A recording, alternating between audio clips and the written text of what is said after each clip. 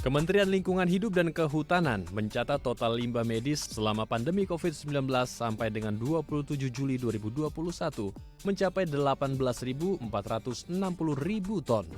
Sedangkan berdasarkan data Asosiasi Rumah Sakit, limbah medis yang berasal dari sejumlah fasilitas kesehatan, rumah sakit darurat, wisma isolasi mandiri, lokasi uji deteksi vaksinasi, serta sentra-sentra vaksinasi COVID-19 mencapai 383 ton per harinya. Usai mengikuti rapat terbatas bersama Presiden Joko Widodo, Menteri Lingkungan Hidup dan Kehutanan Siti Nurbaya menjelaskan kepala negara memberikan instruksi terkait pengelolaan limbah medis di tengah pandemi ini dapat dilakukan secara intensif dan sistematis agar tidak menimbulkan permasalahan baru. Menteri Lingkungan Hidup dan Kehutanan menjelaskan saat ini fasilitas pengolahan limbah secara nasional mencapai kapasitas 493 ton per harinya.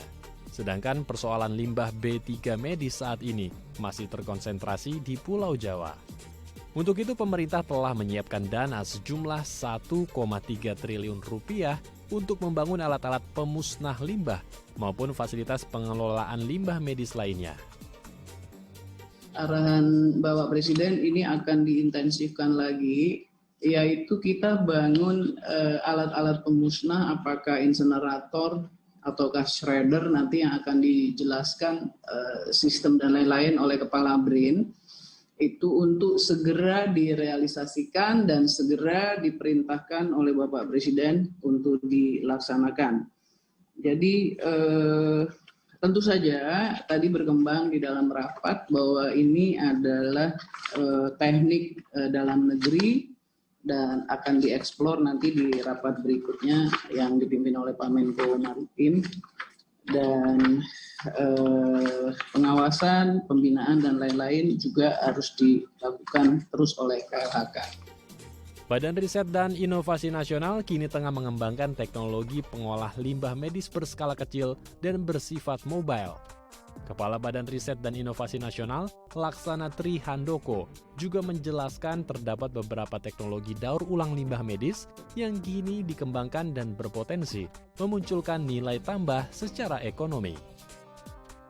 Kami menyampaikan beberapa teknologi untuk daur ulang limbah medis yang berpotensi untuk memunculkan nilai tambah, memunculkan ekonomi baru, yang tentu itu akan dapat meningkatkan kepatuhan para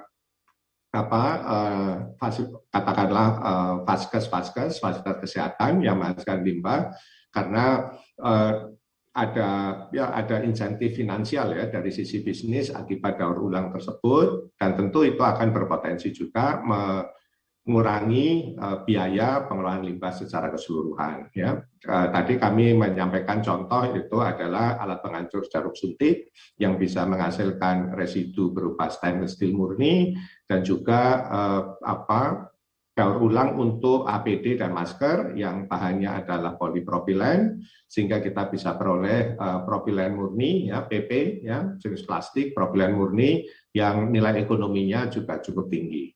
Dengan ini kami berharap itu bisa meningkatkan motivasi untuk mengumpulkan dan mengolah limbah, ya, meningkatkan kepatuhan, dan di sisi lain itu berpotensi juga menjadi lahan baru, ya, bisnis bagi para pelaku usaha di daerah-daerah, khususnya para pelaku usaha skala kecil. Priscilia Claudia, Angga Fridason, DAI TV.